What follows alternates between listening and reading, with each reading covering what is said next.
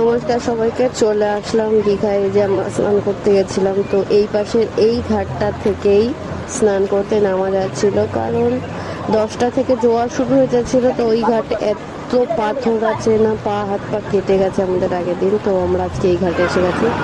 তবে আমার ছেলে কি খুশি জলে নেমে। আগের দিন ওকে জলে নামতে দেওয়া হয়নি, আজকে আমরা সকালবেলা এসেছি, তখন প্রায় 7:30 বাজে। দেখো কি সুন্দর জল নিয়ে খেলছে না, বাড়িতে আসতেই চাইছিল না, মানে হোটেলে আসতেই চাইছিল না, আমরা সমুদ্রের ওখানেই থাকবো। কেমন খেলছে বাচ্চাটা। আর এই যে ঝোলটা যখন আসছে, দেখো পেছনে একটা ঝোল, ওই দেখো বালিগুলো পুরো সরে সরে যাচ্ছে। তো আমি এই দীঘাতে প্রথমবার গেছিলাম, গিয়ে ভীষণ আনন্দ হয়েছে। আরও আমার বর, আমার ফ্যামিলি সবাইকে নিয়ে ফার্স্ট টাইম আমার ঘুরতে যাওয়া, কত আনন্দ হয়েছিল। এই দেখো আমরা সবাই বসে পড়েছি। আমার বোন